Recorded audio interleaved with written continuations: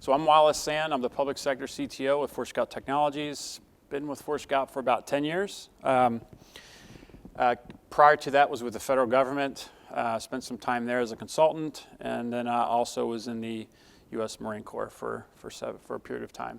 So what I want to do today is sort of go through, spend about 30 minutes talking about the current landscape, some ways in which to solve for that, to minimize the attack surface, and then also open it up for Q&A. If something comes up, you want to ask a question in real time, certainly feel free to do so, but there will be some time left at the end for some questions and answers.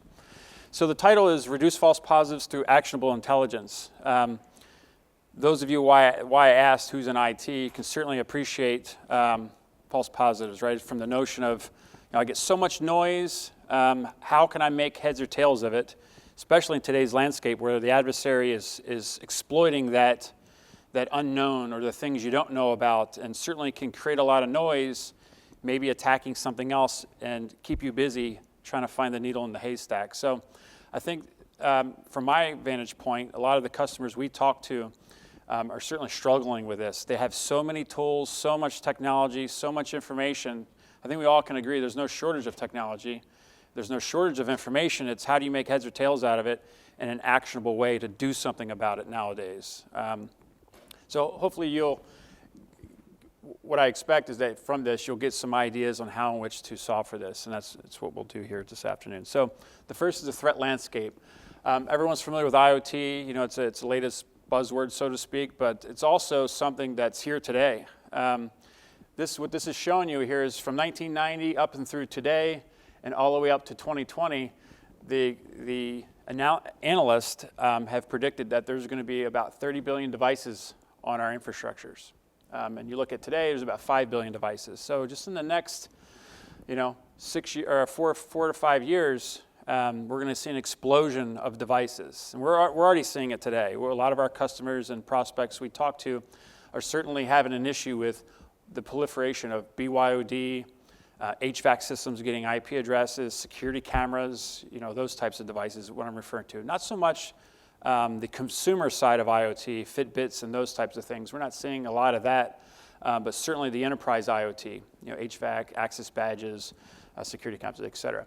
So as you can imagine, this is an issue, especially from an IT practitioner. How do you solve for this? Or at least get visibility into it is what we're going to talk about. Now, the challenge that comes with this growth is that analysts have also predicted or indicated that by this time, 2020, less than 10% of the devices on your network will be able to be managed through traditional methods. And a traditional method I'm referring to is like an agent, right? IoT devices, you can't put agents on those devices. Right? You can't put an agent on an HVAC system or a security camera. So as you look at this trajectory, there'll actually be more devices on your network that you don't have visibility into than you do today. That's just the reality because of this IoT and BYOD proliferation that's happening. So this sort of changes the paradigm of how you're going to manage this infrastructure, and it's certainly a challenge. Through this, because there's going to be so many unmanaged devices, and what's interesting is December 2004, which is 2 years ago, they're predicting today, within 2 years, 2016, 90% of all IT networks will have some type of IoT security breach. And there's one particular that's relevant that we'll talk about in the next couple of slides if you're familiar with the Krebs denial of service. We can get into that. This survey was done last year, but it was asked at the NASCIO event, what's your take on IoT? And as you can see, 53% of the respondents say they were still investigating. I'll be curious to see what this says this year. But there's a lot of people planning and talking about it. But as I mentioned, IoT is certainly here now. It's here today. And the adversaries are certainly being able to exploit that already.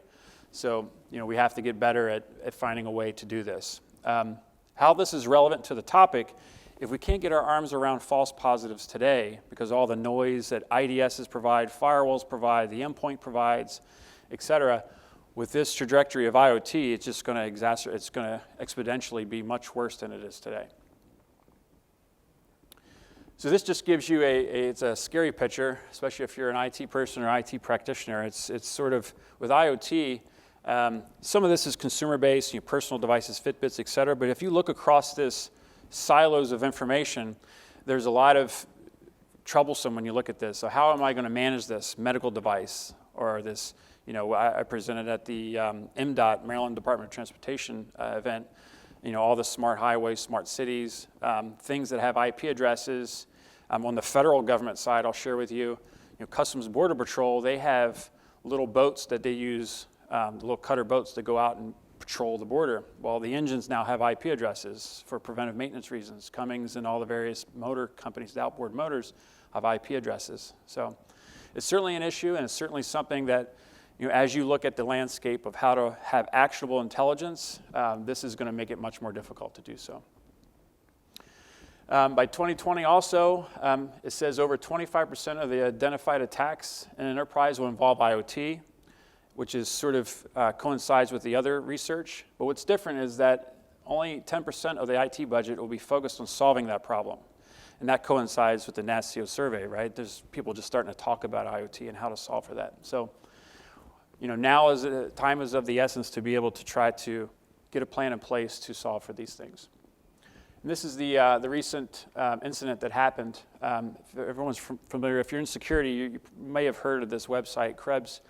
It's a website that he just blogs about different topics, very small, but very influential. People listen to him when there's various breaches. Well, there was a denial of service against his website.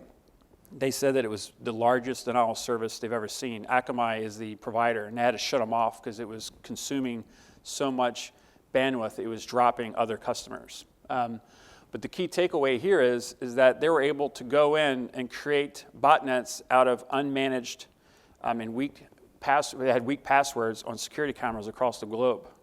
They would log in, try admin, get into the camera, because there's a website, there's a Google website where you can Google IoT devices. You can find cameras and various things that are just open to the public domain. Turn those into botnets, and hundreds of thousands of devices were targeting the Krebs website and shut it down through an IoT device.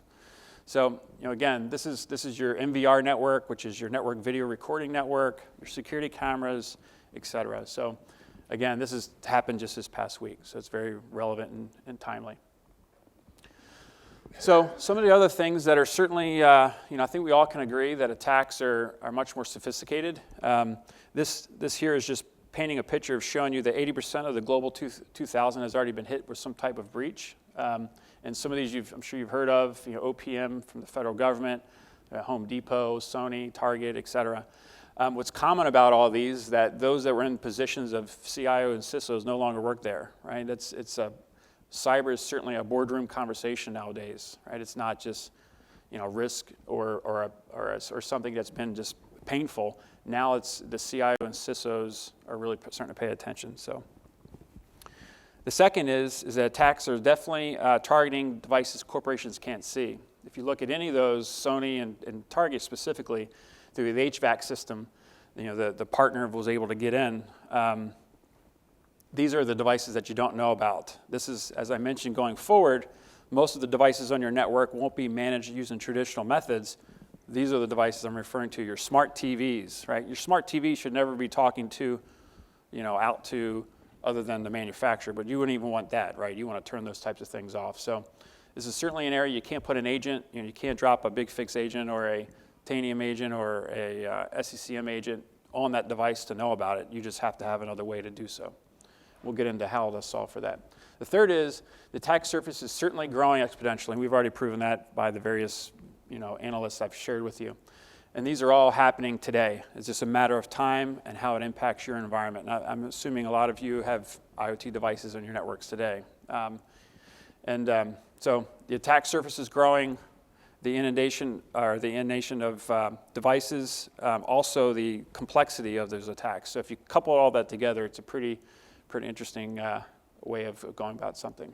And then the last one is something we're really focusing on, fragmented security devices. On average, The average enterprise has about 70 tools.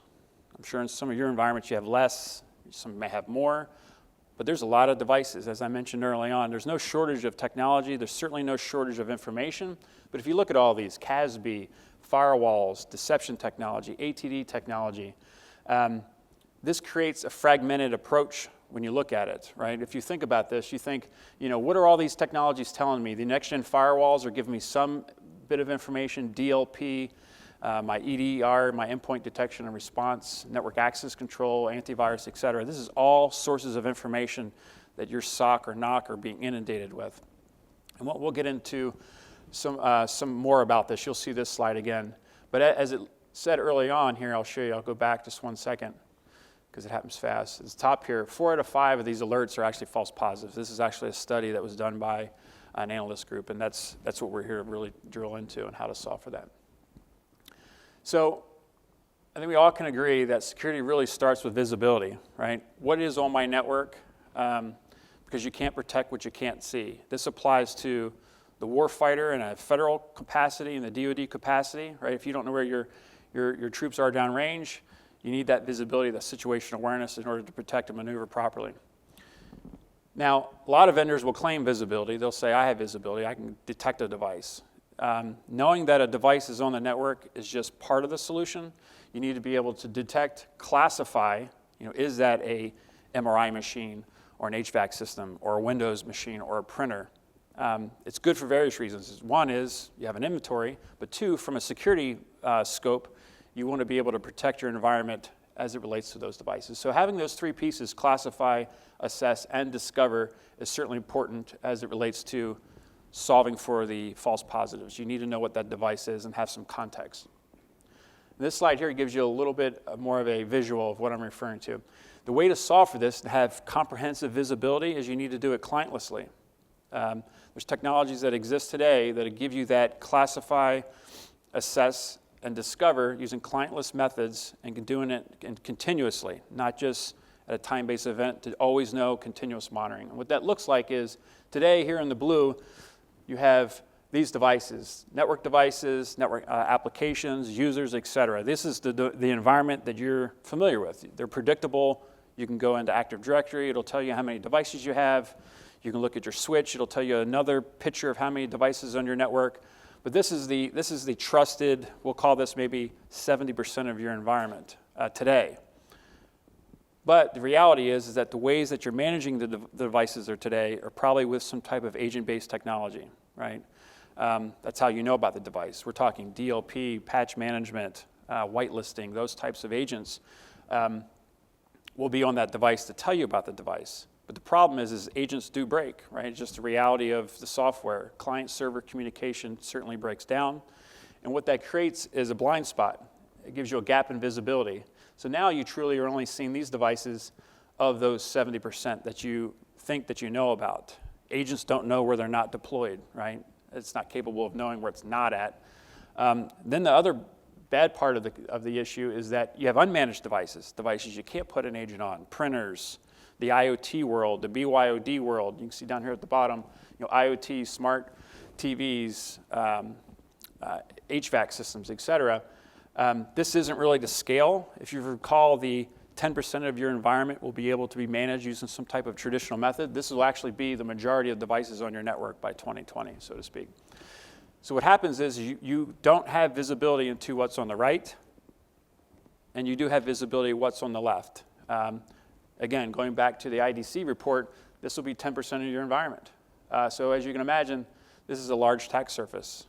That's where the adversaries are getting in. If you look at OPM and all the other breaches in the news, this is where they got in.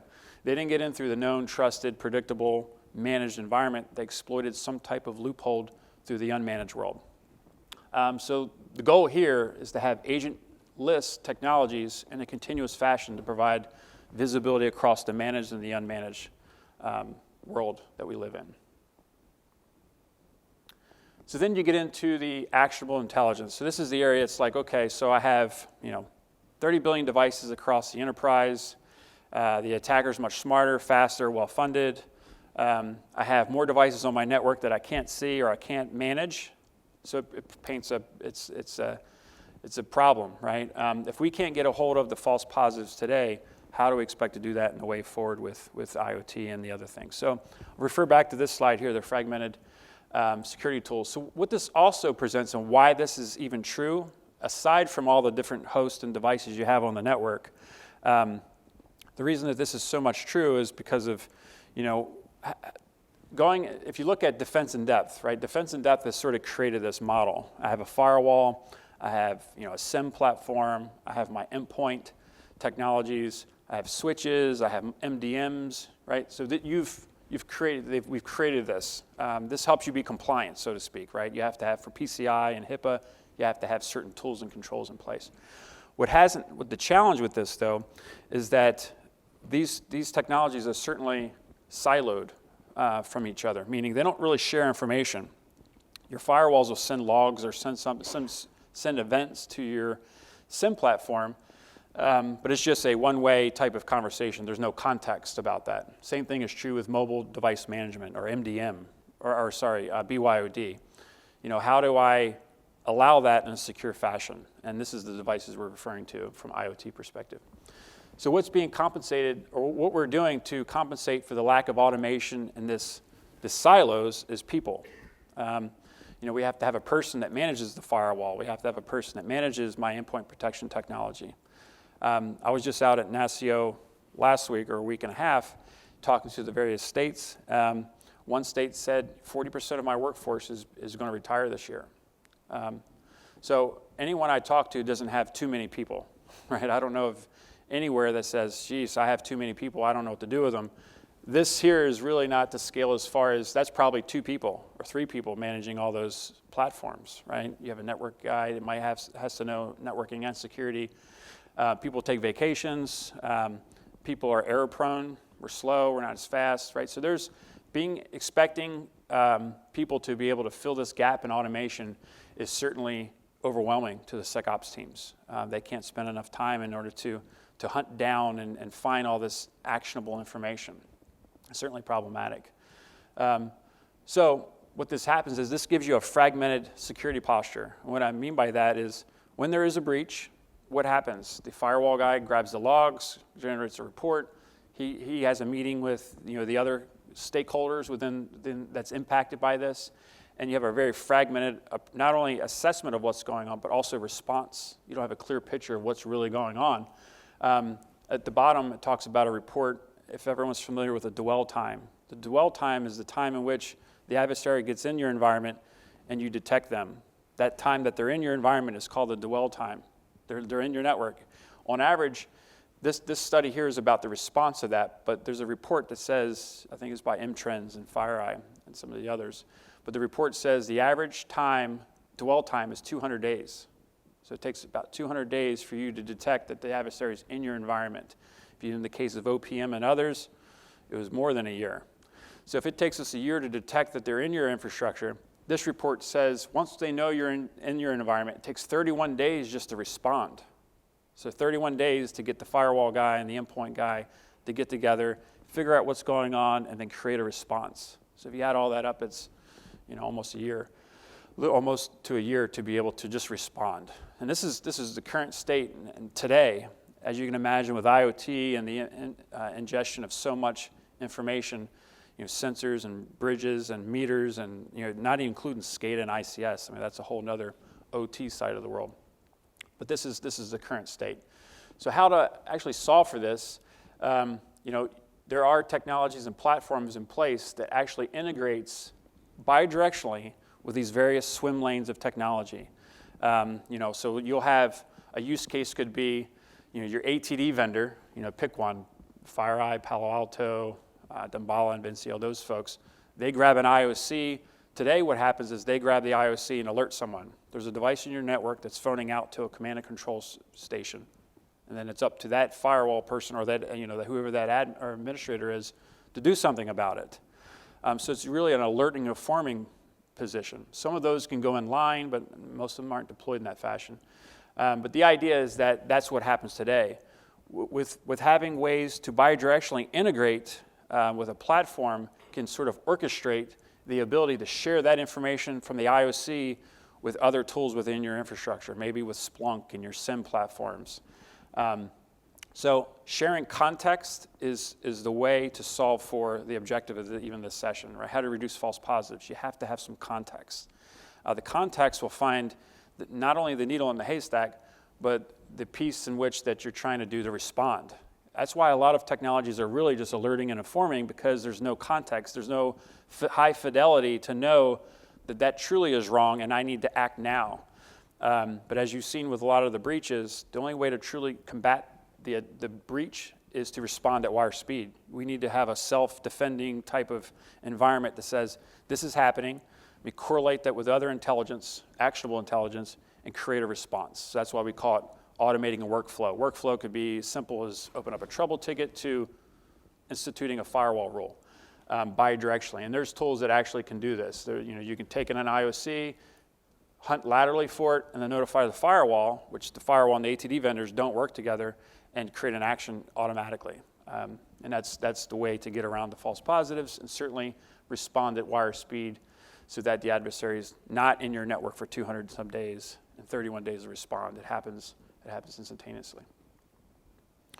So the value in orchestration, I think, it certainly creates some operational efficiencies. Now, the shortage of people, we don't have, people can take vacations, right? Or they can go and have more time to look for more advanced hunting, which is really the new profile of your SecOps. They're really going to be hunting versus just retroactively looking through logs. That's what we would hope. So it certainly creates some operational efficiencies. The second is that it's going to certainly accelerate the threat response. By having this automation is certainly faster than humans, so we'll be able to respond in a controlled fashion, an organized fashion, without having to have that firewall admin.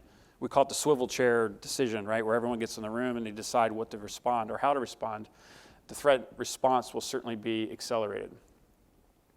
Higher return on ROI. This is certainly important today. Everything has to be justified from an ROI perspective. Through orchestration, you can leverage your existing tool sets. So orchestration means that we're going to ingest ourselves into your environment and work with your existing tools. That certainly allows for a much higher ROI, because now I'm not another point product. I'm providing a solution versus a single capability. And then it's, of course, going to improve your security posture and compliance posture. This is certainly something that is important. We all know that by being compliant doesn't mean you're secure, but certainly if you're secure, you can have a better chance of being compliant. So that's sort of the idea behind orchestration. It's going to, a byproduct of being secure is you'll be compliant with whatever mandate or regulatory thing you'd have to adhere to. So what are some of how does this all look all together? So we talked about visibility, which is foundational to security. It's foundational to reducing false positives. It's foundational to responding in an automated fashion. A lot of people don't like to respond in an automated way because there's no fidelity in that. So this is what it looks like all together. I mean, if you look at an enterprise platform that's monitoring and integrating bidirectionally with your other tool sets and the above, fundamentally providing complete network visibility across all devices. So the lateral understanding of what's on my network, whether it be rogue devices, IoT, BYOD, corporate, is foundational. You have to have complete and visibility across all devices. If you're only seeing 80%, well, that 20% is where the adversary is going to get in. So you have to have 100% visibility. The second is you need to be able to manage and authenticate these devices, meaning is it my device, or is it a BYOD device, or is it a rogue device? So you have to have a way to authenticate and manage those devices, all those devices, whether it's an HVAC system or not. Now how you manage it's a little different, but of course you need to be able to classify, detect, and also assess the device.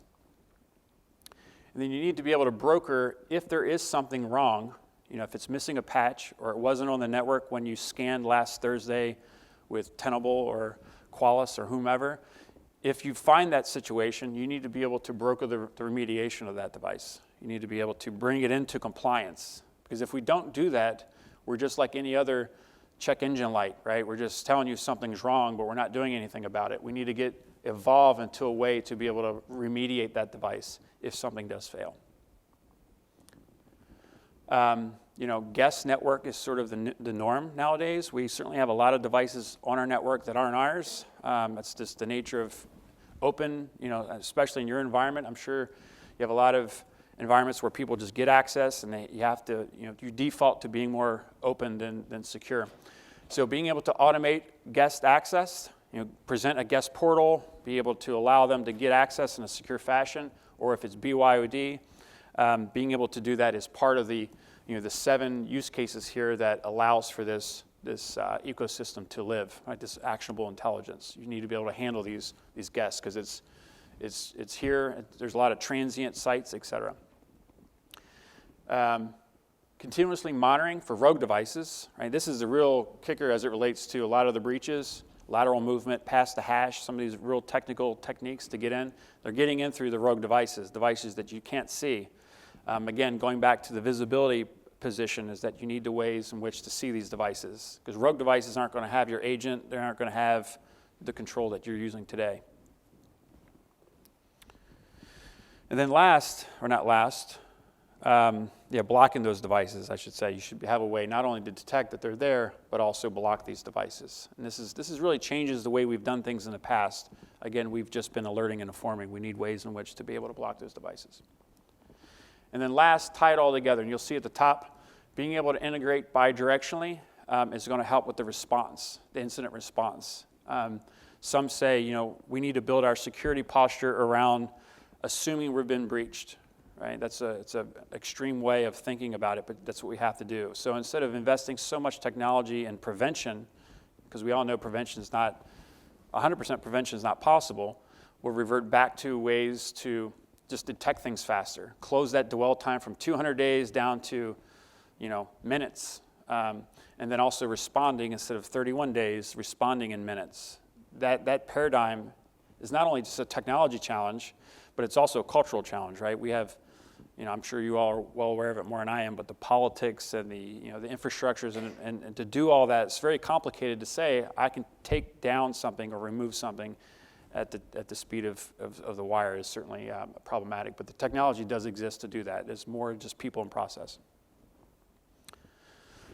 So that's about right on time. We have about 10 minutes 10 minutes or so for questions. Does anyone have any questions? I know we sort of went through this a little fast, but based upon time, and I know it's certainly your guys' lunchtime, we don't want to impact that with growling stomachs and all that kind of stuff. So, yes? You mentioned automation. Is there a lot of automation in this, or is there a lot of manual tuning, discovery, manual based? So that's a good question. So most of the time is spent really just setting up what is your policy, right? Like that's the time most spent. What do you want to do if someone doesn't have antivirus? That's one use case. So you have to sit and say, what is our state policy? Is there a mandate? Is there something that says you can't do this? Once you figure that part out, it's really easy to create a policy to look for that. Once you do that, it's automated. It'll look for it every time someone connects, and any time-based interval thereafter is, do you have antivirus? That's just one use case. Second is, what if I find devices on the network that are not managed or rogue? What can we legally do? What are we allowed to do? Are we allowed to just disconnect a device off the network? So those policy-based decisions, not a technical policy, but organizational policy, is where the time is most spent, is what do I want to do? A lot of our customers do the low-hanging fruit first. We know the black and white of access and devices. I know who I want on my network, and I certainly know who I do not. That gray area is where time is most spent. If I have someone from a different state, or a collaborator, or a partner, or a system integrator come on my environment, how do I want to treat them, which is a little different. That's the gray area. That's the things, how are you going to treat those people? Once you have that down, what are our policies?